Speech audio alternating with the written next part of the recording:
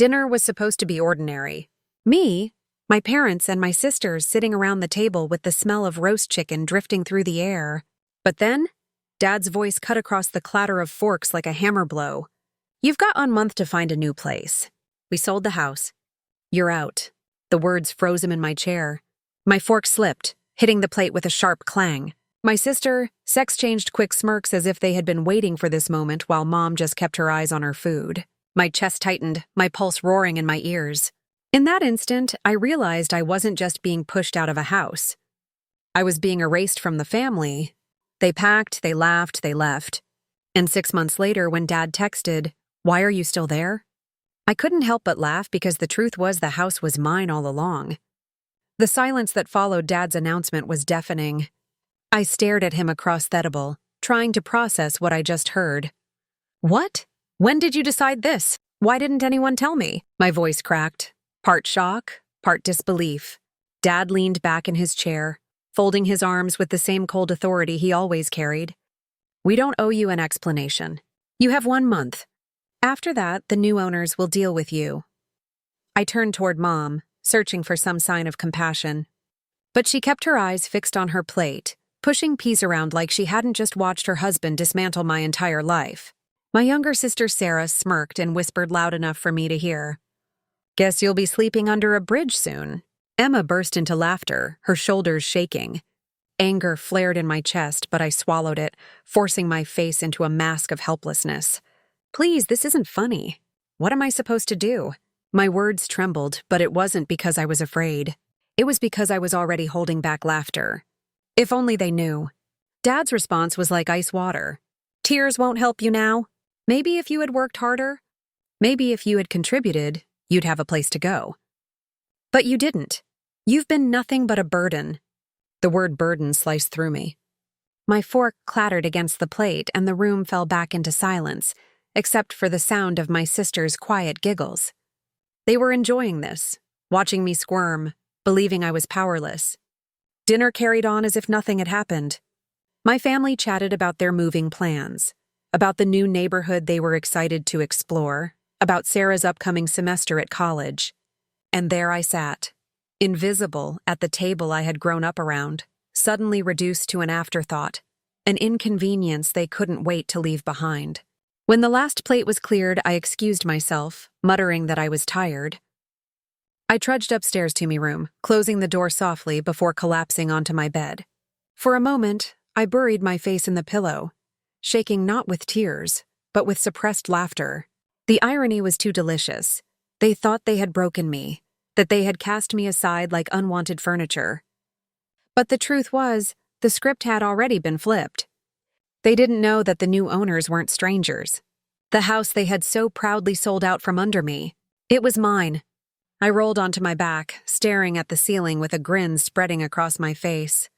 Let them think I was weak. Let them believe they had the upper hand. In 1 month, when they expected to see me gone, the joke would be on them. Lying on my bed that night, I replayed Dad's words over and over. "You have 1 month. New owners will deal with you." He had no idea how close he was to the truth. The new owners would deal with me because I was the new owner. It had all started 2 months earlier. I was browsing real estate listings, half-heartedly dreaming about buying my own place. I never expected to see my childhood home staring back at me from the screen. Photos of every room, including mine, cluttered with my clothes and books. They hadn't even bothered to tell me they were selling. My stomach twisted at first, but then another thought struck me, one so daring it almost made me laugh out loud. I called Jake, my best friend and business partner. He picked up on the second ring. "You sound wired. What's going on, Jake?" "You're not going to believe this. My parents listed the house." "My house? The one I still live in?" He paused. "Wait, you're serious? They didn't tell you?" "Nope, not a word. But get this. I want to buy it. Through the company. They'll never know it's me." For a moment, all I could hear was static on the line. Then Jake let out a loud whistle. "That's either genius or insane." "Probably both, exactly. But think about it. They want me gone. Fine. Let them think they've won. Meanwhile, I'll be signing the deed." The next week was a blur of secret meetings and phone calls. I hired an agent who promised discretion. Every time I signed a form, my hands shook, not from fear but from exhilaration. Each signature was a step closer to turning their betrayal into my revenge. I played the part of the clueless daughter perfectly at home. At dinner, when they whispered about moving trucks and new neighborhoods, I nodded along, feigning confusion. Inside, I was laughing. Every word they spoke was another layer of irony piled onto the truth they couldn't see. One night, I overheard Mom in the hallway, her voice hushed but smug. "Amber will have no choice but to grow up after this. It'll be good for her." Dad chuckled. "Finally, she'll learn what responsibility feels like."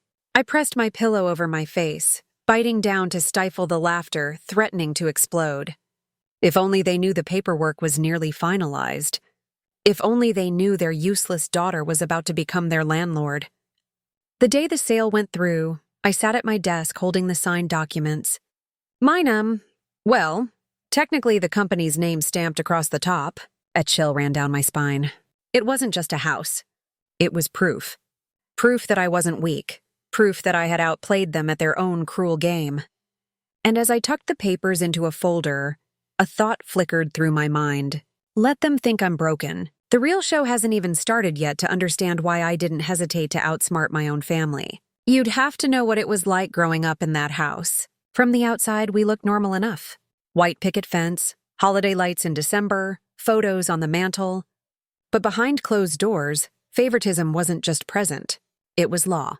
When Sarah turned 16, Mom and Dad threw her a huge Sweet 16 party. Balloons, a rented DJ cake taller than I was. Every cousin, neighbor, and classmate filled our backyard. I still remember the way Dad beamed as Sarah twirled in her new dress.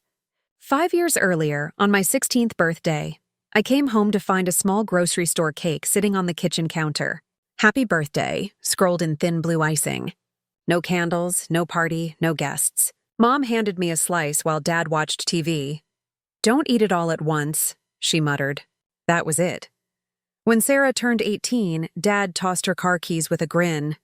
"Every girl needs her own ride," he said proudly. "I got $20 in an envelope when I graduated high school." "20? Congrats, kiddo," Dad said, already walking away. Emma wasn't left out either. Every summer, they took her and Sarah on vacations. Florida beaches, Disneyland, family reunions across the country. Me? "Someone needs to watch the house," Mom would say flatly. So I stayed behind, watering plants, scrolling through photos they posted online of roller coasters and sandy sunsets. Christmas was the cruelest. The tree drowned in gifts for Sarah and Emma. Shiny gadgets, jewelry, expensive clothes while I unwrapped socks or notebooks. One year, Sarah unwrapped an iPhone while I peeled the paper off a pack of pens. Sarah squealed, "Oh my God, thank you."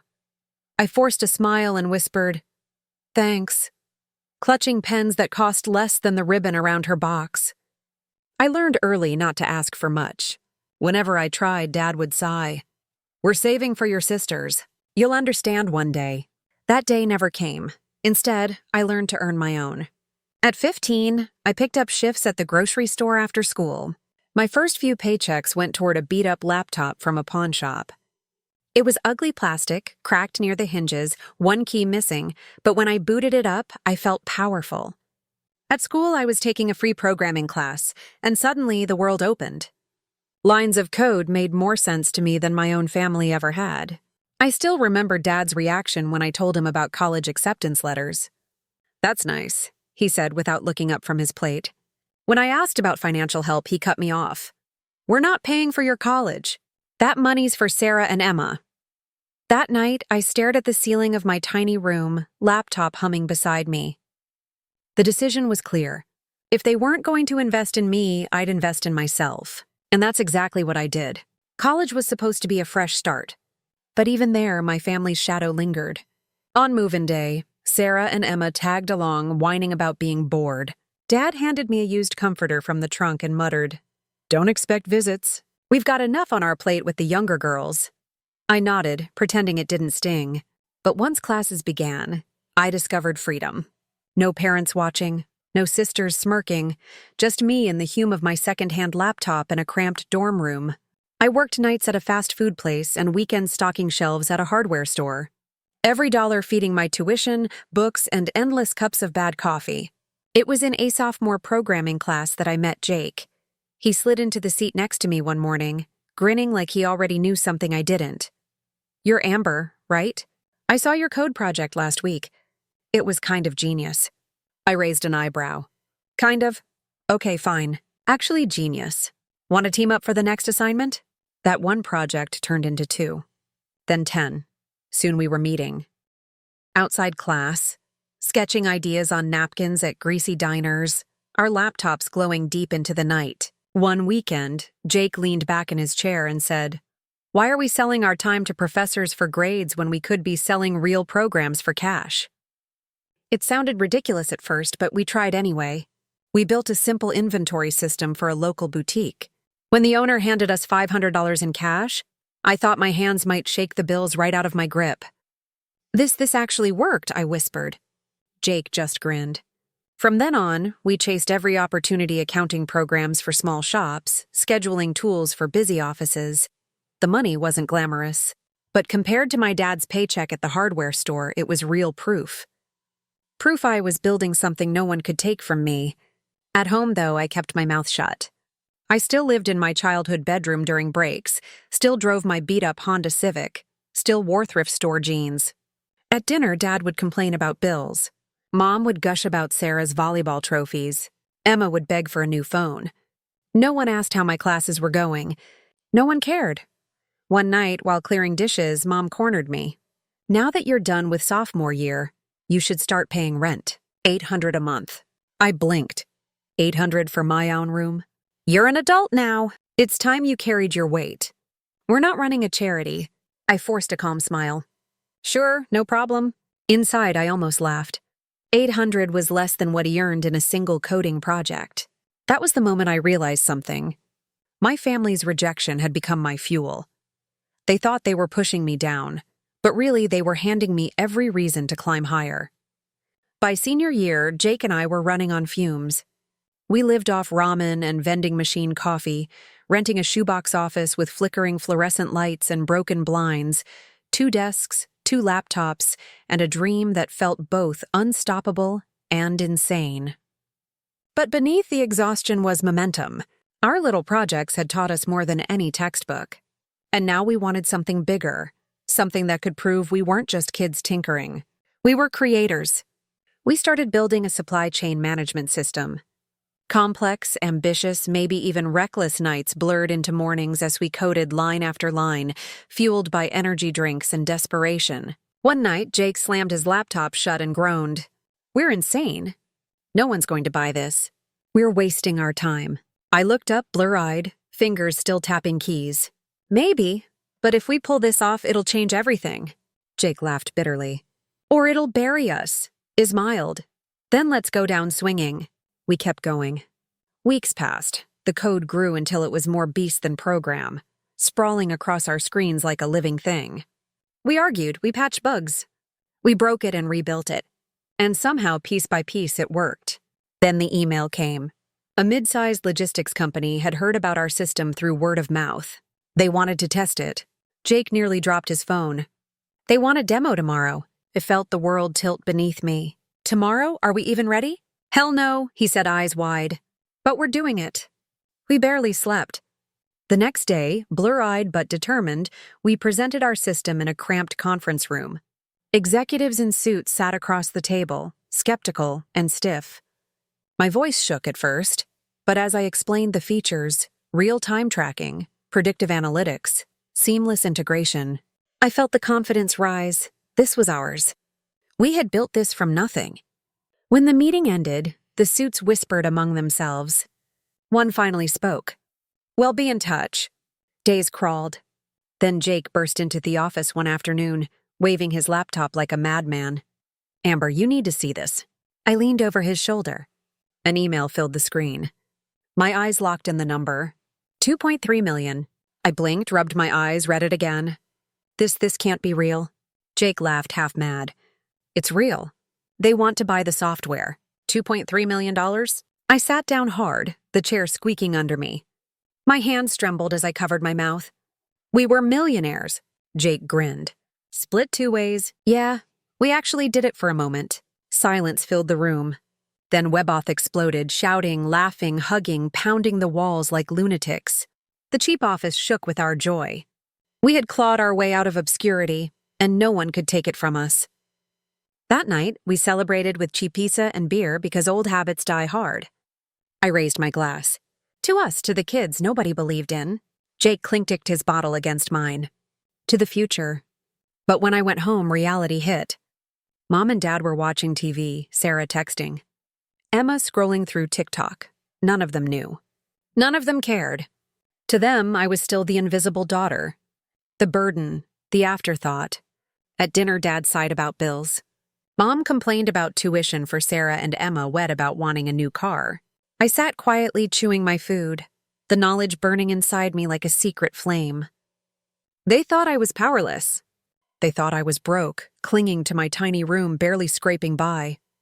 What they didn't know was that I now had more money in my account than Dad would make in a lifetime. I looked around the table, forcing a neutral smile.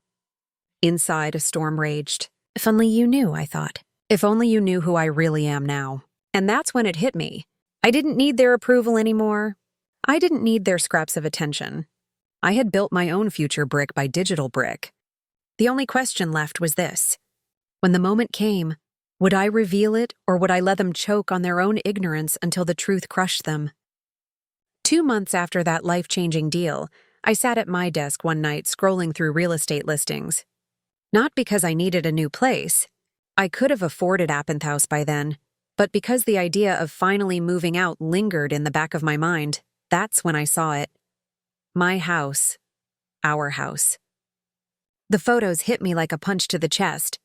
The living room where I had spent countless birthdays ignored. The kitchen where Mom once laughed as Sarah unwrapped Anniephone while I got socks. The bedroom with my posters still on the wall. They had listed it without telling me. For a moment, hurt burned hot. Then anger, then something darker, an idea so wild I actually laughed out loud. I picked up my phone. Jake answered on the second ring. It's midnight. Why are you calling me like you just found buried treasure? Because I did, I said. My parents put the house up for sale. They didn't even tell me. But guess what? I'm going to buy it. Silence. Then a low whistle. Wait, you're serious. Dead serious. Through the company? They'll never know it's me. Jake chuckled nervously. That's insane or brilliant. Maybe both. The next day, I contacted a discreet agent, one who didn't ask too many questions. The paperwork began, and suddenly I was living a double life. At home, I played the role of the clueless daughter. At night, I was signing forms, negotiating prices, and wiring deposits. Dinner conversations turned surreal. Mom would casually mention how the buyers seemed eager. Dad would sigh dramatically, talking about how Amber needs to figure her life out before she gets kicked out. Sarah would smirk and whisper, "Better start shopping for cardboard boxes." I nodded, hiding my grin behind my water glass. If only they knew. The closer we got to closing day, the more exhilarating it became. Every signature was a secret victory. Every notarized stamp felt like justice pressed into paper. One evening, while walking down the hall, I overheard Mom and Dad whispering outside their bedroom door. "She's going to be shocked when the new owners show up," Mom said, almost gleeful.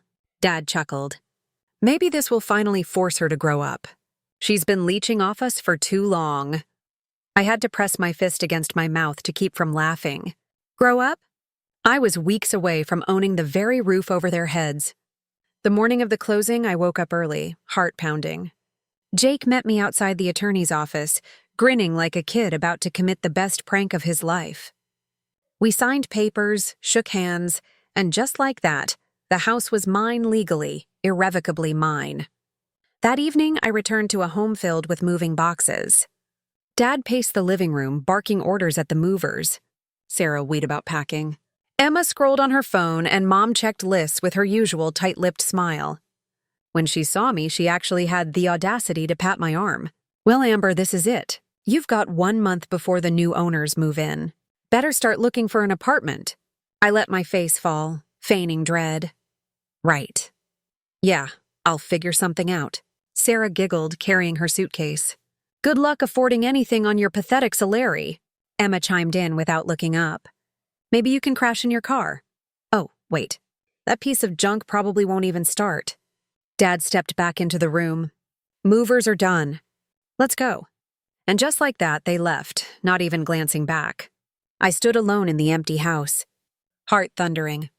The silence wrapped around me. Not heavy, but liberating. I pulled out my phone and called Jake.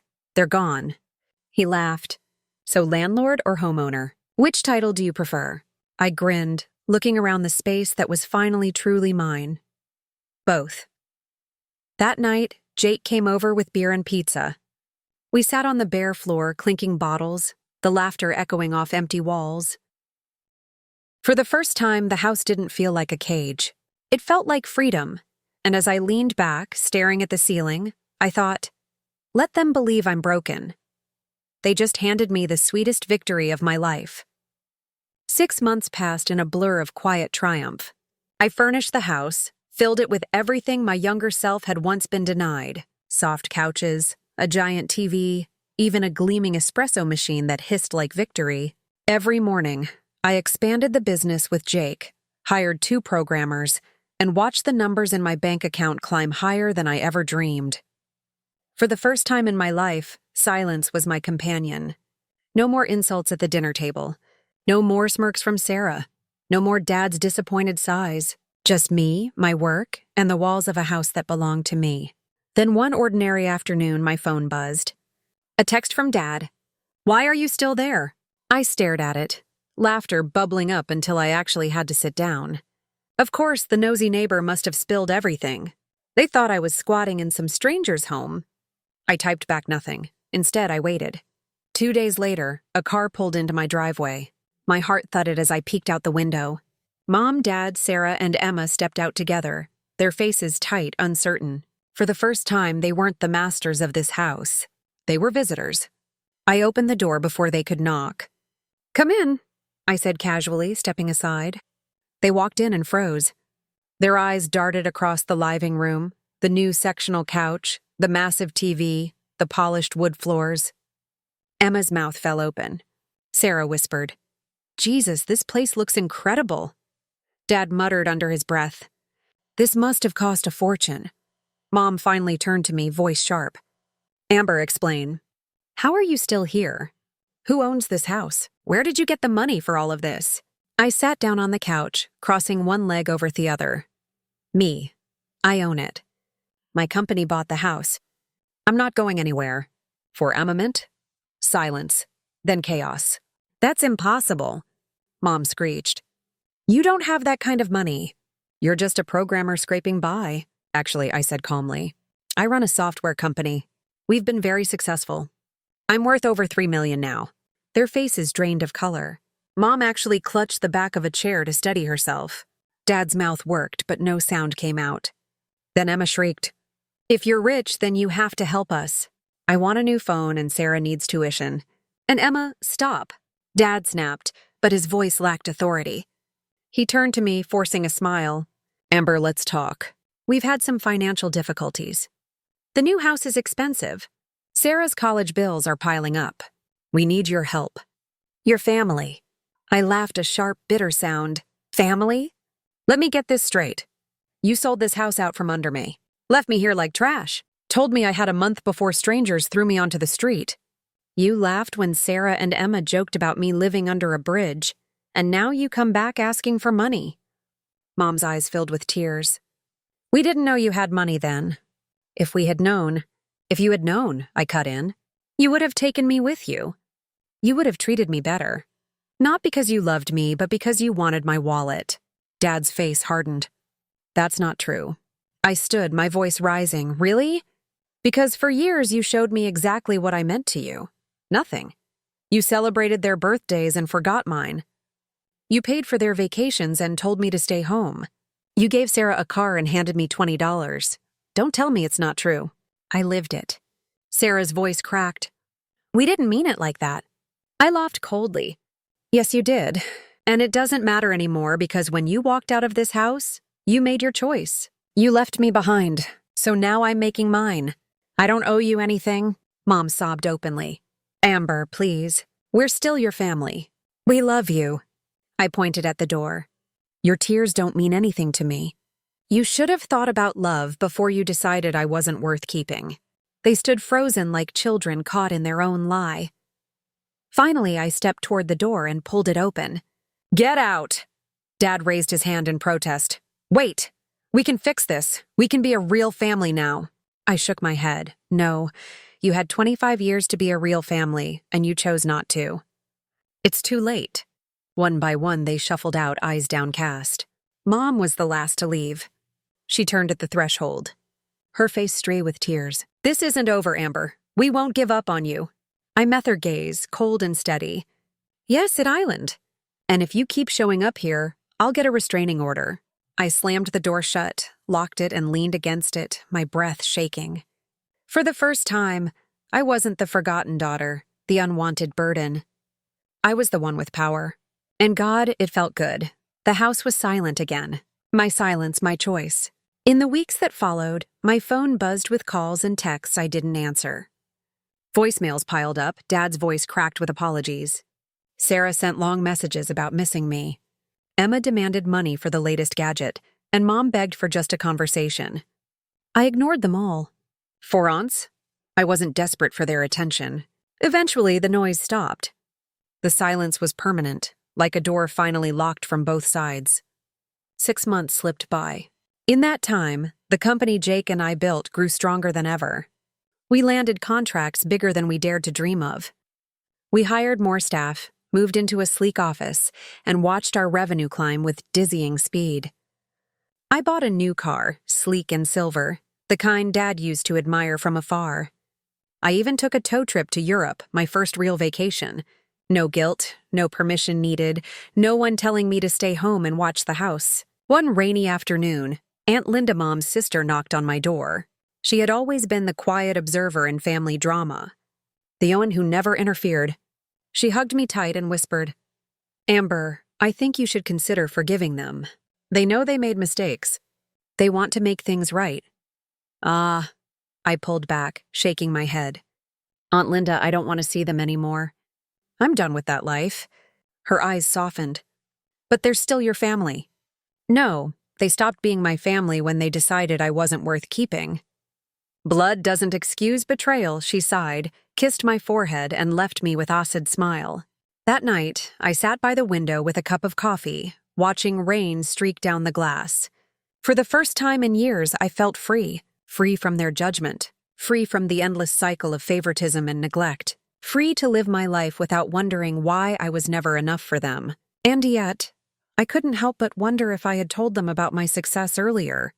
Would they have treated me differently? Probably. They would have invited me to vacations, remembered my birthdays, smiled at me across the dinner table, but it would have been fake. The same way Mom's tears had been fake when she begged me for money. They would have wanted me around, not because they loved me, but because I could give them something. That was never love. Buying this house wasn't just revenge. It was revelation. It showed me who they truly were and who I had become. I wasn't the forgotten daughter anymore. I wasn't the burden. I was strong, independent, successful, and finally at peace. I walked through the house, touching the walls, remembering every slight, every wound that had once made me feel small. And instead of pain, I felt gratitude, because every cruel word, every forgotten birthday, every dismissal had forged me into someone who no longer needed them. This house wasn't their victory. It was mine. And as I turned off the lights that night, slipping into the quiet embrace of my own home, I knew one thing for certain. I had built a life they could never take away from.